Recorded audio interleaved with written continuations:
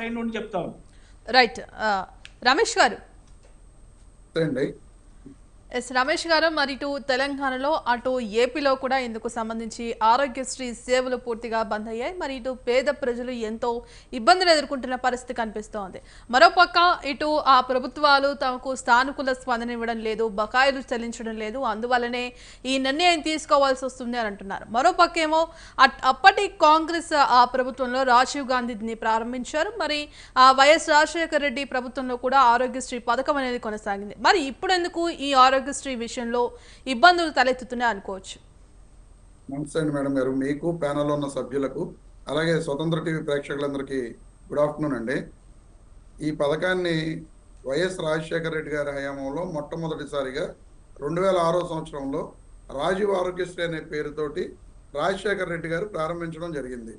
ఆ రోజున మొట్టమొదటిగా పైలట్ ప్రాజెక్టుగా ఆయన గుంటూరు, ఖమ్మం, కరీంనగర్, వరంగల్ జిల్లాల్లో పైలట్ ప్రాజెక్ట్గా 2006 సంవత్సరంలో ప్రారంభించి అది సక్సెస్ కావడంతో 2007 సంవత్సరంలో ఉమ్మడి ఆంధ్రప్రదేశ్ అంతా కూడా రాజీవ్ ఆరోగ్యశ్రీ ఈ పథకాన్ని రాష్ట్ర వ్యాప్తంగా కూడా విస్తరింపజేసి లక్షలాది మంది రోగులకు, ఆ రోజున ఒక గుండె ఆపరేషన్ చేయించుకోవాలంటే పేదవాడికి గగనమైపోయే పరిస్థితులు ఉన్న రోజుల్లో ఆ రోజున కార్పొరేట్ హాస్పిటల్స్ మెట్లెక్కి పేదవాడు గుండె ఆపరేషన్లు చేయించుకునే పరిస్థితికి తీసుకువచ్చిన ఘనత వైఎస్ రాజశేఖర రెడ్డి గారిది.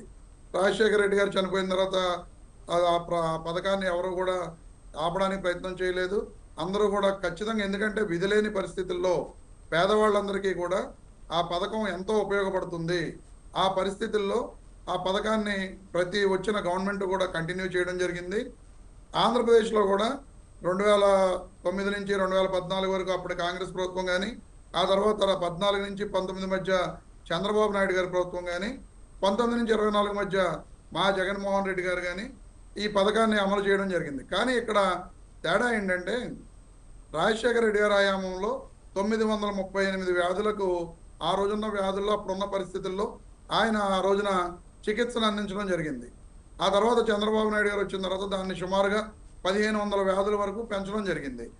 చంద్రబాబు నాయుడు గారి హయాంలో 5 ఏళ్ల పరిపాలనలో ఈ ఆరోగ్యశ్రీ మీద 5177 కోట్లు, కేవలం 5177 కోట్లు ఖర్చు పెడితే అందులో మళ్ళీ 700 కోట్ల రూపాయలు బకాయి పెట్టి వెళ్ళిపోయాడు ఆయన. ఆయన దిగిపోయే టైంకి 2019 సంవత్సరంలో 700 కోట్ల రూపాయలు ఆరోగ్యశ్రీ మీద బకాయిలు పెట్టి వెళ్ళిపోతే జగన్మోహన్ రెడ్డి గారు అధికారంలోకి వచ్చిన తర్వాత వ్యాధులను 3257 వ్యాధులకు పెంచడమే కాకుండా ప్రొసీజర్లు, ఎవరికైతే ఈ ప్రొసీజర్లు ఎక్కువ మందికి ఉపయోగపడతాయో ఆ ప్రొసీజర్లను కూడా 3257 ప్రొసీజర్ల వరకు పెంచి ఆయన సుమారుగా 5 ఏళ్లలో ఆరోగ్యశ్రీ కానీ, ఆరోగ్య ఆసరా అంటే మీకు కూడా, ఆరోగ్య ఆసరా అంటే మీకు కూడా తెలిసే ఉంటుంది. ఆపరేషన్ అయిపోయిన తర్వాత ఇంటికి వెళ్ళేటప్పుడు 5000 రూపాయలు ఇచ్చి వాళ్ళకి మందులు అవన్నీ కూడా వాళ్ళు సేఫ్ సైడ్ అయ్యే వరకు కూడా ఇచ్చే ఖర్చును కూడా జగన్మోహన్ రెడ్డి గారి ప్రభుత్వం భరించడం జరిగింది. దానికోసం 5 ఏళ్లలో 13,421 కోట్ల రూపాయలు ఆరోగ్యశ్రీ గురించి, 1,466 కోట్ల రూపాయలు ఆరోగ్య ఆసరా కింద మొత్తం 14,887 కోట్ల రూపాయలను జగన్మోహన్ రెడ్డి గారు ఆరోగ్యశ్రీ మీద ఖర్చు పెట్టడం జరిగింది. ఇందులోనే చంద్రబాబు నాయుడు గారు బకాయి పెట్టిన 700 కోట్ల రూపాయలు కూడా ఇందులోనే ఉన్నాయన్న సంగతి కూడా మీరు మర్చిపోవద్దు అనేది నేను తెలియజేస్తున్నాను మేడం గారు. ఈ రోజున చంద్రబాబు నాయుడు గారు వైద్యాన్ని కార్పొరేట్లకు అప్పచెప్పే ఉద్దేశంతో ఆంధ్రప్రదేశ్ రాష్ట్రంలో జగన్మోహన్ రెడ్డి గారు తీసుకొచ్చిన 17 మెడికల్ కాలేజెస్లో 5 ఆల్రెడీ స్టార్ట్ అయినాయి, ప్రభుత్వ ఆధ్వర్యంలో నడుస్తున్నాయి. మిగతా 12 మెడికల్ కాలేజెస్ని కూడా ప్రైవేటైజేషన్ చేసే ఉద్దేశంతో, అంటే కేవలం ఎవరికి పేదవారు అనేవాళ్ళు ఎవరు కూడా ఈ వైద్యాన్ని అందిపుచ్చుకోకూడదు, వాళ్ళందరూ కూడా కార్పొరేట్ హాస్పిటల్స్లో కానీ లేదా ప్రైవేట్ హాస్పిటల్లోనే చేయించుకుని సంపన్నులకు సంపద సృష్టించే ఉద్దేశంతో ఈ రోజున ఆరోగ్యశ్రీని కూడా ఎత్తివేయాలనే ప్రయత్నం చేయుచున్నారు. ఆ ప్రయత్నంలో భాగంగానే మనం కూడా తెలియజేయడం జరిగింది. ఇన్సూరెన్స్ స్కీమ్ని మేము ప్రవేశపెడతాం. ఆ ఇన్సూరెన్స్ స్కీమ్లో 2.5 లక్షల వరకు ఫ్రీ, 25 లక్షల వరకు కూడా ఇన్సూరెన్స్ అవైల్ అవుద్దని చెప్పి ఆ స్కీమ్ను మేము ప్రవేశపెట్టబోతున్నామని చెప్పి చంద్రబాబు నాయుడు గారి కూటమి ప్రభుత్వం ప్రకటించడం జరిగింది.